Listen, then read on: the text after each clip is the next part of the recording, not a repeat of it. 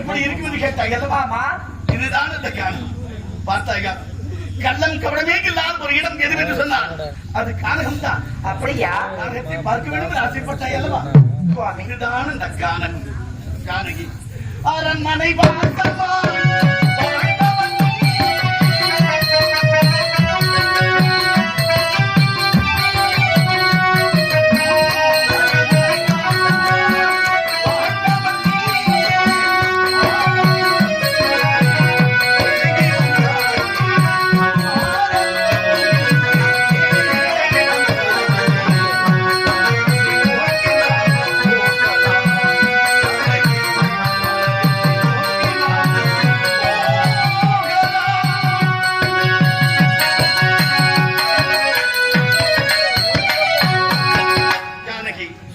கல்லிலும் உள்ளிலும் நடந்தறியாத வள்ளி, நீ எதற்காக என்னோடு வந்து கஷ்டப்பட வேண்டும்? ஆண்டவனே, கணவன் இருக்கிறதான் அயோத்தி என்று உரைப்பார்கள். தன்னை மட்டும் நான் பிரிந்து வாழ்வேனா என்ன? என்னை திருமணம் செய்யும்போது அக்னி சாட்சியாக என்னிடம் கைவிட மாட்டேன் தானகி நடத்தி வந்தீர் அல்லவா? அதனால் நீங்க இருக்க எனது வாழ்க்கை. சுருக்கமாக சொல்லுகிறார், திருத்தமாகவும் சொல்லுகிறார். ராமன் இருக்கும் இடம் தானே எனக்கு அயோத்தி என்று நான் உங்களோடு பின்தொடர்ந்து வந்துவிட்டேன் என்று சொல்லுகின்றார். சுவாமி, ஜானகி, உன்னை சொல்லட்டுமா? என்ன? என் தந்தைக்கு தசரத சக்கரவர்த்தி என்று பேர். அவருக்கு திருமணமாகி தேவர்களுக்கு எனக்கு பிரகாரம் 60,000 வருடங்கள் குழந்தையே இல்லாமல் இருந்து குழந்தைகள் பிறந்தது. கலைக்கோட்டி மகாமுனிவர் கொண்டு வந்து புத்திர காவிய தியாகம் செய்து அதன் மூலியமாக 4 குழந்தைகளாக நாங்கள் வந்து பிறந்தோம். அப்படி பிறந்த பொழுதும் ஆனால் என் சித்தனையினுடைய வாழ்க்கையை கேட்டு நாங்கள் இந்த கானகம் வந்திருக்கின்றோம். ஜானகி, ஜானகி, கண்மணி என் தன்மை உள்ள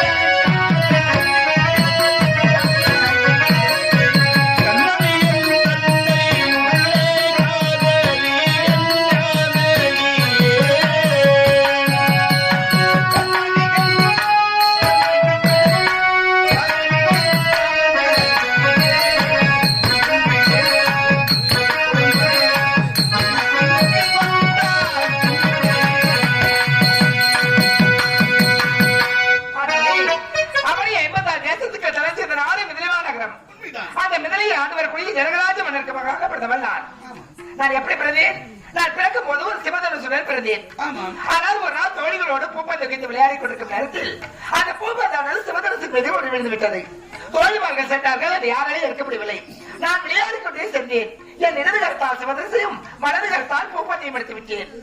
ஆனால் என் தந்தை என்ன படித்தார், எப்படிப்பட்ட வீரர்கள் சென்ற போதிலும் எடுக்க முடியாத ஒரு சிவதனுசை வலது கருத்தால் எடுத்து விட்டார் என் மகள். இந்த வில்லை யார் விளக்கினாரோ அவருக்கு நான் இந்த ஜானகியை மனமொழிப்பேன் அப்படி என்று என்னுடைய தந்தை சொல்லிவிட்டார். நான் மங்கை பருவம் அடைந்தேன். மங்கை பருவம் உடனே தக்க வயதாகிவிட்டது.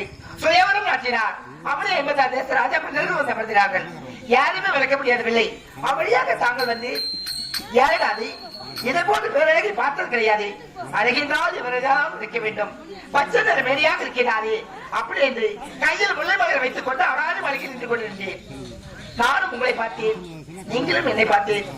பார்த்தால் என் மனதை அழகுற்று விட்டது. தங்களை பார்த்த உடனே அதைதான் இவர்தான் அனைவரும் நாங்கள் என்ன செய்து அவளியாக வரும்பொழுது அந்த வில்லை எடுத்து வளைக்கலாம் என்று பார்த்து விடுகிறேன் நினைத்து வில்லை 2ஆக உடைத்து விட்டேன்.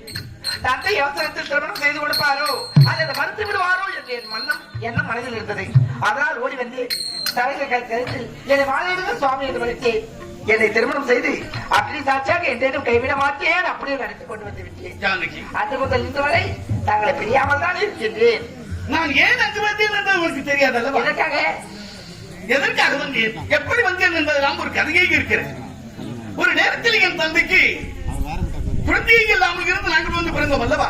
அப்படி பிறந்த உடனேயே விஸ்வாமித்திர முனிவர் அங்கு நாடி வந்தார். எமது நாட்டை நாடு அங்கு வந்தவுடனேயே நாங்கள் எல்லாம் சின்ன சிறிய பிரார்களாக நாங்கள் இருக்கின்றோம், பிள்ளைகளாக இருக்கும் பொழுது என் தந்தையின் இடத்தில் ஓடி வந்து விஸ்வாமித்திர மகாமுனிவர் தாதனையை என்று சொல்லக்கூடியவர் என்னுடைய யாகத்தை அளிக்கின்றார். அதை நான் தசரத மன்னா உன்னுடைய மகன் ராமனை என்னோடு அனுப்புங்கள் என்று கேட்டார்.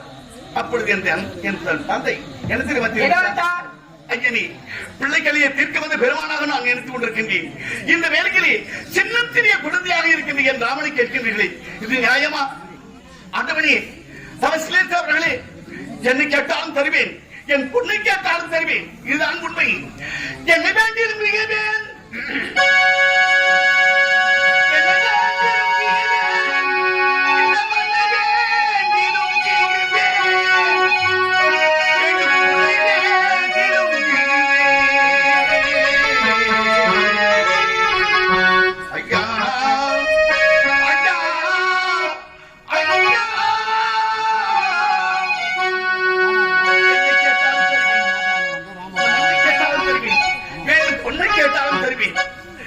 கன்னிமணியாளர் இருக்கின்ற ராமனை கேட்டால் நான் எப்படி ஐயா தர முடியும்? ஐயா ஐயா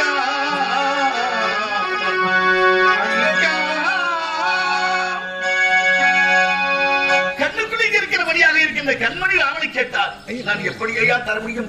அதை நான் என் ராமனை கேட்காதீர்கள், என்னை கேட்க தருகிறேன், இந்த பொண்ணை கேட்க தருகிறேன், இந்த மண்ணை கேட்க தருகிறேன், எது வேண்டுமானால் கேட்டால் கொடுத்து விடுவேன், ராமனை மட்டும் கேட்காதீர்கள் ஐயா என்று தெரிவித்து விடுவேன். மகமுனிவனை கோபம் கொண்டார். தசரத மன்னா, நான் எப்பொழுது ராமனை கேட்டு வருகின்றாயோ இந்த ராமன் அல்ல, 1000 ராமனை என்னால் படைக்க முடியும், அந்த தாரகையை வதம் செய்ய முடியும், வருகிறேன் என்று வெகுந்து வெளியே கிளம்பும் பொழுது இவருக்கு ஒரு வைஷ்ணவ பெருமான் ஓடி வந்தார். தசரதா, அவர் என்ன கேட்டார்? ராமனை தானே கேட்டார். ராமனை கேட்கின்றார் என்றால் இவர் யார் தெரியுமா? விஸ்வம் என்றால் இந்த உலகம், மித்திரன் என்றால் நண்பன், உலக நண்பனாக இருக்கிற இவர் உன்னுடைய மகனுக்கு நன்மையை செய்யத்தான் வந்திருக்கிறார், அவரோடு அனுப்பு. அவர் கேட்ட ராமனை மட்டும் ராமனோடு லட்சுமணனையும் சேர்த்து அனுப்பு என்று தெரிவித்து விட்டார். ராமனோடு லட்சுமணனும் இளைய பெருமான் நானும் தந்தியம் யாரும் புறப்பட்டு வரும். முனிவர் முன்னே நடக்க அங்கு இருவரும் பின்னே நடத்தும். அப்படி சென்றவுடனே அங்கே தாடகி என்பவன் பயங்கரமான வேகத்தோடு வருகிறான். அவளை கொன்றுவிட்டோம். வயது ஓடுவோம். மறுபடியும் ஓடி வந்தார் மகமுனிவர். ராமா, உன்னை நம்பி அல்லவா இந்த யாகத்திலே அமர்ந்திருக்கேன், நீயும் ஓடுகிறாய் என்றால் நான் என்ன செய்ய முடியும்? அறியலவா, அவளை பார்த்து பயப்படாது நான் அப்பொழுது தெரிவித்தேன். கையிலே முதலாக திரும்பி ஏந்தி ஒரு பெண்ணையா கொள்வது என்று தெரிவித்தேன். அவள் பெண் அல்ல, பெருமாளைக்கு நீ அவளை கொண்டு விடலாம். ஏனென்றால் தன்னை கொல்லவர் என்ற பசுமையும் கொள்ளலாம், இது மன சாஸ்திரம். ஆகையால் தாராளமாக அவள் அனுப்பி நீ கொண்டு விடு என்று தெரிவித்தார். அவருடைய வார்த்தையை கேட்டேன். மா அதிபராக என்று சொல்லக்கூடிய தைரியம் ஊட்டக்கூடிய ஒரு மந்திரத்தை என் காதுகளில் உபதேசம் செய்தார். அதை வாங்கிக் கொண்டேன். வாங்கி பார்த்தேன். அந்த திருநீர் கீழே இறங்காத வண்ணம் சரக்குடம் வகித்த பிறகு முனிவர் யாகத்திலே தொடர்ந்து நடத்துகின்றார். நான் அனைவரையும் அந்த தாடையை வதம் செய்தேன். அப்பொழுது அவர் தெரிவித்தார், ஆஹா ராமா ராமா ராமா, உன் கைவண்ணம் பங்குகின்றேன், பரவாயில்லை, என் யாரும் வெற்றிகரமாக முடித்தவுடனே உங்களுடைய நாட்டிலே இருந்து அப்பொழுதுதான் ஓலை வந்தது. ஓலை வந்தவுடனே அவர் தெரிவித்தார், ராமா, நீங்கள் இருவரும் சற்று நேரம் என்னுடைய குடிலே இருங்கள், நான் சென்று மிதிலை மாநகரம் சென்று வரையில் போய் வருகிறேன் என்று தெரிவித்தார். என்ன சுவாமி என்று கேட்டேன். அங்கிருந்து ஜனகவண்ணன் ஒரு ஓலை அனுப்பி இருக்கின்றான். தன்னுடைய மகளுக்கு சத்திரியாக நடத்துகின்றான். அந்த யாகத்திற்கு தாங்களும் தங்களுடைய சிச்சை கோடிகள் வந்திருந்து இந்த யாகத்தை நடத்தி தர வேண்டும் என்று இருக்கிறது, நான் போய் வருகிறேன் என்று தடுத்து சென்றவுடனே நான் தடுத்தேன். குருநாதா, அந்த ஓலையை மறுபடியும் வாசித்து காட்டுங்கள், தாங்களும் தங்கள் சிச்சை கோடிகள் மீதுதானே இருக்கிறது, அப்படி என்றால் நாங்களும் வரலாம் அல்லவா என்று தெரிவித்தோம். ஆமாம் ராமா, உன்னுடைய அறிவை வெல்லுவதற்கு இந்த 7-14 உலகத்தில் எவருமே இல்லை, சரி வா போகலாம் என்று குருநாதர் முன்னே நடக்க நாங்கள் இருவரும் பின்னே நடந்து வருகின்றோம். அப்படி வரும்பொழுதுதான் தாடகை, அதாவது அகலிகை என்று சொல்லக்கூடிய ஒரு பெண் ஒருவள் கற்பாறையாக கீழே கிடந்தார். அவள் கீழே பாறையாக இருந்தால் என்னுடைய பாதம் கூட படவில்லை, பாதத்திலே இருந்த பாத தூளி சென்று பட்டு விட்டது. பாத தூளி சென்று பட்டவுடனே அழகான ஒரு பெண்ணாக இருந்தால் என் பாதத்திலே விழுந்து நமஸ்காரம் செய்தாள். சுவாமி, நான் யாரம்மா என்று கேட்டேன். கௌதம மகாமனுடைய பத்னி, என்னுடைய பேர் அகலிகை என்று தெரிவித்தார். ஆமா, நீ ஏனமா பாறையாக இருந்தாய் என்று கேட்டபொழுது என் பதி கொடுத்த சாபத்தினால் நான் பாறையானேன் தான் என்று தெரிவித்தார். அப்படியா, சரி, உன்னை கொண்டு போய் பதினெட்டில் சென்றுவிட்டு நாங்கள் போகிறோம் என்று கௌதமனிடத்திலே நாடி சென்றோம். அங்கே நாடி சென்று அவருடைய மனைவி ஒப்படைத்து விட்டுத்தான் உங்களுடைய நாட்டுக்கு வருகிறோம். வரும்பொழுதுதான் அடாரி மாளிகையில் நீ நின்று கொண்டிருந்தாய். உன்னுடைய கூந்தலிலே இருந்து ஒரு மல்லிகை மலர் அருந்து வந்து என் ஆசையில வந்து விழுந்து விட்டது. நான் அப்பொழுதுதான் உற்று நோக்கினேன் உன்னை. இந்த நறுமண பொருந்திய மலர் எங்கிருந்து வருகிறது என்று பார்க்கும் பொழுதுதான் மாளிகையிலே இங்கிருந்தாய். நான் உன்னை நோக்கினேன், நீ என்னை நோக்கினாய், அண்ணனும் நோக்கினாய், அவளும் நோக்கினாள். ஆனால் அப்பொழுதுதான் எல்லோரும் அழைக்க முடியாதவில்லை, நானும் அழைக்கலாமா என்று கேட்ட பொழுது அழைக்கலாம் என்று உன் தந்தை தெரிவித்தார். அப்படி தெரிவித்த பொழுதுதான் நான் எழுந்து வெள்ளை விளக்கின்ற நேரத்தில் ஒரு குருநாதர் பார்த்தார். நயன பாஷை என்று சொன்னால் கண்ணால் பேசுவது, நயனம் என்றால் கண், கண்ணால் பேசுவது பாஷை. அந்த கண்ணை நான் பார்த்தார். அத்தனை மன்னர்களை மன்ன கவியை இந்த வெள்ளை விட்டு வைக்காதே ராமா, அதை ஒடித்து விடு என்று கண்காலை நான் காட்டினார். அப்பொழுது நான் எடுத்தேன் வெள்ளை தடான் என்று ஒடித்து விட்டேன். என் கழுத்திலே மாலை அணிவித்தாய். மாலை அணிவித்த உடனேதான் உன்னை கேட்ட பொழுது எனக்கு எங்கே உங்களுக்கு தருவாரோ தரமாட்டவரோ சாமி. ஆமா சுவாமி, எதற்காக பிள்ளை வளைப்பதுதான் பெண் கொடுப்பேன் என்று சுயவரத்தில் ஆட்டியிருக்கிறார். பிள்ளை இரண்டாக ஒடித்து விட்டீர் அல்லவா, கொடுக்க மறுத்து விட்டார் என்ன ஆவது என்று நினைத்த அவசரத்தில் ஓடி வந்து உடனே உன் தந்தை என தெரிவித்தார். படைப்பவரை காட்டிலும் படித்தவன் சால சேர்ந்தவன் என்று சொல்லி உனக்கு என்னை மனமுடித்து வைத்தார். மனமுடித்து வைத்த பிறகுத்தான் நீயும் நானும் விடுதலையில இருந்து என்னுடைய நாடு வந்தோம். 450 மைல்கள், ஒன்றல்ல இரண்டல்ல சுவாமி, 450 மைல்கள் நடந்து வந்தவுடனேயே என் தந்தை பார்த்தார். ஆஹா, மகமுடிவரே, சுதந்திர முனிவரே, என் மகனை பாலராமனாக அனுப்பினேன், கல்யாண ராமனாக கொண்டு வந்து என்னிடத்தில் படைத்தீர்கள், மிகுந்த நன்றியை தெரிவித்து விட்டார். அப்படி நன்றியை தெரிவித்த பிறகுத்தான் அன்று இரவும் எல்லாம் முடிந்தது. மறுநாள் வியாழக்கிழமை அன்று முடிகிறது. அன்று வெடித்தால் வெள்ளிக்கிழமை அல்லவா? அந்த நேரத்தில் என் தந்தை பார்த்தார். கல்யாண ராமனாக வந்திருக்கின்ற இந்த ராமனுக்கு பட்டாபிஷேக ராமனாக பார்க்க வேண்டும் என்று நாடெங்கிலும் போல சாட்சியிருந்தார். ஒரு சந்தோஷம். ஒரு பெண்ணாக பிறந்தாள். வீட்டுக்கு வந்தவுடனே நல்ல காரியங்கள் நடந்தால் அவளை எல்லோரும் போற்றுவார்கள் அல்லவா? நீயும் சந்தோஷம் அடைந்தாள். நாம் நம்முடைய நாயகனுக்கு நாம் மனைவியான உடனே நம் நாதனும் மன்னனாக போகிறாரே என்று சந்தோஷம் அடைந்தாள். எல்லோரும் நீ என்னை அலங்காரம் செய்தாள். அந்த நேரத்திலே என் தாய் சித்தனை என்னை கைகையை அடைத்தார். அன்னையை பார்த்து விட்டு வருகிறேன் என்று சொல்லிவிட்டு நேராக சென்றேன். மறுபடியே சொன்னவுடனே அங்கு பார்த்தால் என் அன்னை அழுதுக்கண்ணு செந்தியமாக இருக்கின்றார். அப்படி என் தாயை பார்த்து தாயே,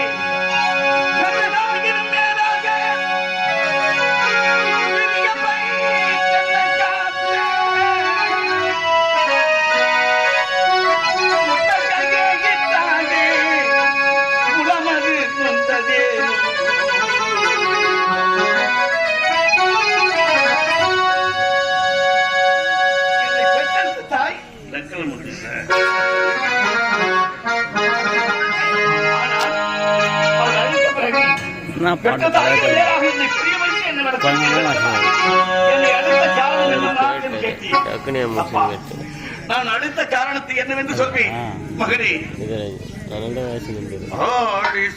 உலகம் இந்த வார்த்தையை நான் சொல்லவில்லை மகனே. வேறு யார் வைத்தார்கள்? உன் தந்தை உரைத்தார் என்று என் தாய் கூறுகின்றார்கள். கைகை அம்மையா, நாழி சூழ் உலகம் எல்லாம் பரதனி ஆதனி போ நீ போ, ஆழி சூழ் உலகம் எல்லாம் பரதனே நீ ஆளப்போய் ஆளப்போய் ஆளப்போய் ஆளப்போய்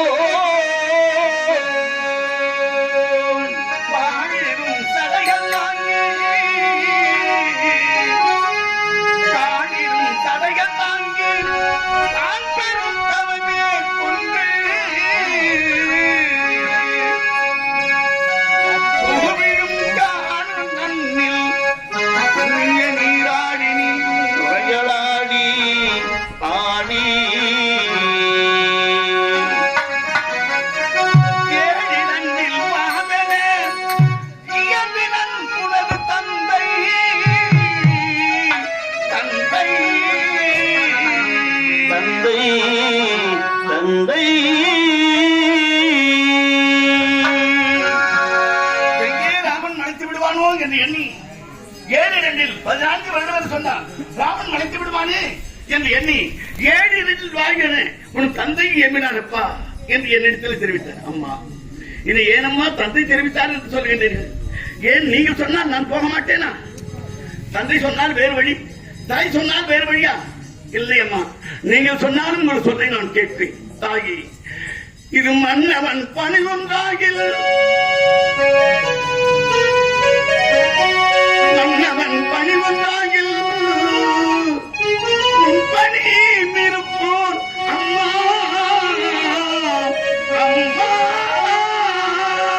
அம்மா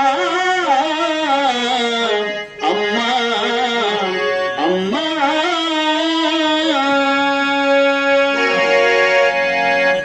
என் பின்னவன் பெற்ற செல்வம்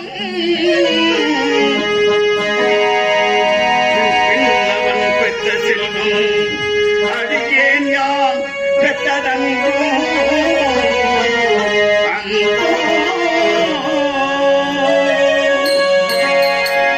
நின்னுனை காணகம்மா ஏழுனேன் என் தாயே நின்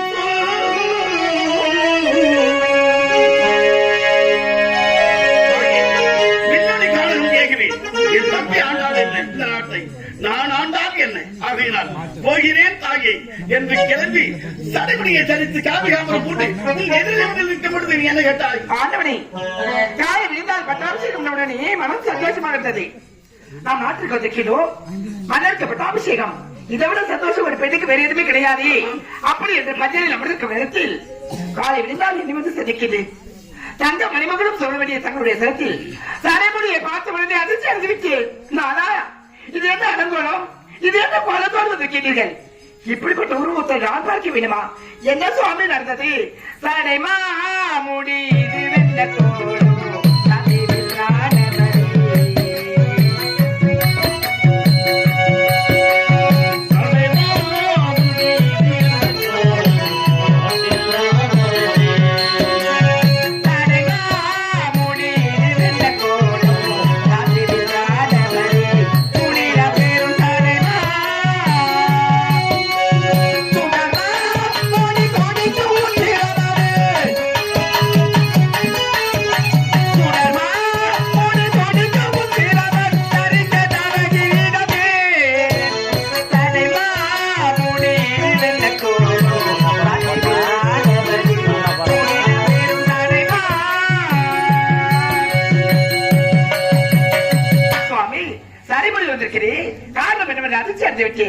எனக்கு பயம் கொள்ள வேண்டாம். சிற்றாடு வாக்கிய பிரகாரம் 16 ஆண்டுகளும் நாடகம் செல்ல போகிறேன். இதைதான் உன்னிலும் சந்தோஷமாக எடுத்து வைத்துட்டு போகலாம் என்று வந்திருக்கிறேன். சுவாமி, எப்படிப்பட்ட வார்த்தையை சந்தோஷமா உரைக்கலாம் என்று விளக்கிறீரா? நீங்கள் மட்டும் காரகம் செல்ல வேண்டும், நான் பச்சனையில் பால் உண்டு பழமுண்டு படுத்துறங்க வேண்டுமா? இப்படிப்பட்ட வாழ்க்கை ஒரு பெண்ணுக்கு தேவையா? இதை விட வேறு தங்களை எனக்கு வேற எதுவும் கொடுத்துவிட கூடாதா? ஆண்டவனே, அடுத்தவருக்கு ஆபத்து நேர்ந்ததா கூட அதை பார்த்துக் கொண்ட கண்ணால் கட்டினாத தாங்கள் என் மனைவியை விட்டு விட்டு செல்கின்றேன் என்று விளக்கிறீராதா? அடுத்தவர்க்கு அவையம் நீயோ,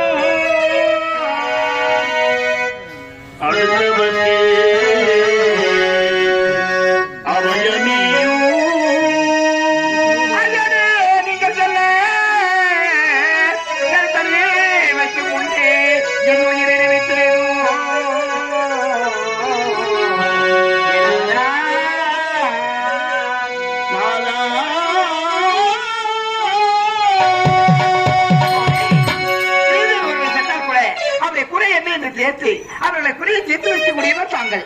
அப்படி இருக்கும் போது எடுத்தாரு வைக்க வேண்டாம், அழைத்து செல்ல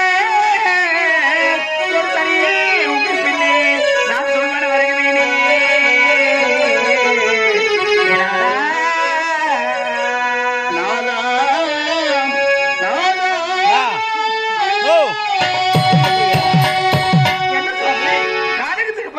சந்தோஷமாக இருக்கிறீர்கள். நீங்கள் சொன்னவுடனே என் உடலில் இருந்த பாதுகாப்பு பிரிந்து விட்டது.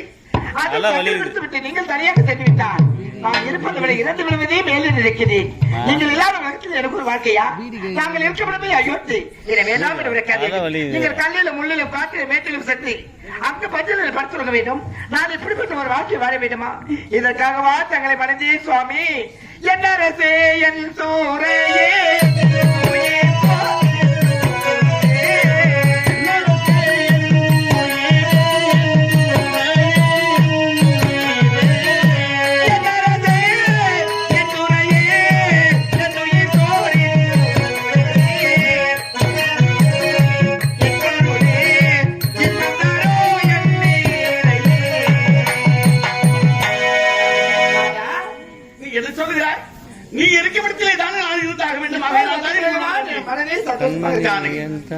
என்னுடைய சிற்றந்தை என்னை அழைத்து 14 வருடம் காரணம் போய் வா ராமா என்று விடுத்தார்கள் அல்லவா? ஆகையினால் என் அன்னை வரம்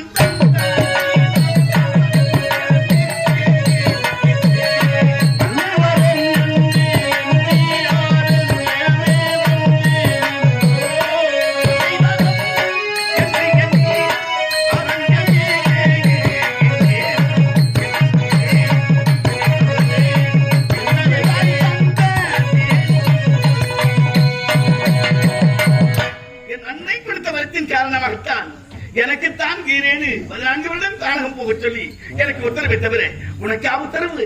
ஆண்டவனே, அதை கூட நான் எதற்காக தங்களை கேட்டேன் தெரியுமா? இப்பொழுது உங்களுடைய தந்தை இருக்கிறார். அவருக்கு 60,000 மனைவிமார்கள் இருந்தாலும் எப்பொழுதும் கணவரை மனைவி விட்டு பிரிஞ்சது கிடையாது, அவர் மனைவி கணவரை விட்டு பிரிஞ்சது கிடையாது. இதுதான் வாழ்க்கை. அப்படிதானே பெண்ணாக பிறந்தவள் நானும் இருக்க வேண்டும். அதனால் சித்தேது வாக்கு கொடுத்து விட்டார் என்பதற்காக கணக்கு செல்ல போகின்றீரே. அன்னை வாரம் என்று சொல்லி என்னிடம் சொல்வது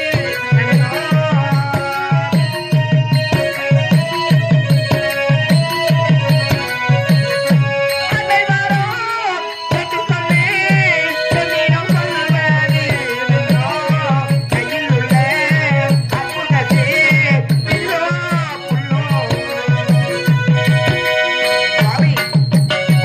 பெண் புத்தி வேதமே விளைப்பார்கள். பின்னர் என்ன நடக்கிறது தெரியாது. முன்னே வாய்ப்பிட்டுதான் பெண்ணுடைய வேலை. அவசரத்தில் தங்கள் கையில் உள்ளது வில்லா அல்லது சிறு புல்லா சுவாமி என்று கேட்டுவிட்டேன். அவராக பேசிட்டால் மன்னிக்க வேண்டும். அவரே நான் உங்களை நம்பியும் உன் கையிலே இருக்கிற தர்மையை நம்பித்தான் வந்திருக்கிறேன். நீ எங்க இருந்தாலும் என்னை காப்பீர்கள் என்ற ஒரு சந்தோஷத்தில் வருகிறேன். அப்படி என்று தான் சொல்கிறார். ஆமா, ஆனால் நீ என்னை மணந்தவன், நான் உன்னை மணந்தேன். நீ என்னோடு வருவதில்லை நியாயம் இருக்கிறது. ஆண்டவனே, அது மட்டும் கிடையாது. நான் அங்கேயே நீங்க சொன்ன வார்த்தையை கேட்டு நான் பச்சையில் இருந்திருந்தால் இப்படிப்பட்ட ஒரு காலகத்தை பார்த்திருக்க முடியுமா? இப்படிப்பட்ட பேர் முனிவர்களை கண்டிருக்க முடியுமா? ஆனா நல்ல ஆசையை பெற முடியும். நல்லாசி பெற்றிருக்க முடியுமா? அது மட்டும் கிடையாது. மன்னவரும் தந்தையும் மனம் போகவே சொன்னார் என்றே. மன்னவரும் தந்தையும் மனம் போலவே சொன்னார் என்றே. மன்னவரும் தந்தையுமே மனம் போக சொன்னார் என்றே. மன்னனினால் எங்கள் மனம் கலிகூர்ந்ததே. நான் ஐயோத்தில் இருந்திருந்தால் கூட இவ்வளவு சந்தோஷம் கிடைத்திருக்கிறது.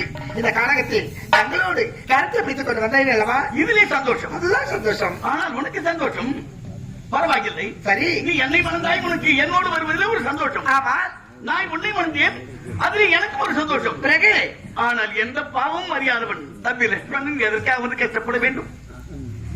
சுவாமி, ஆனால் தம்பி லட்சுமணன் எங்கே போய்விட்டான்? காய்கறிகளை கொண்டு வருகிறேன் என்று விரைத்தார். இவ்வளவு நேரம் காணவில்லையே.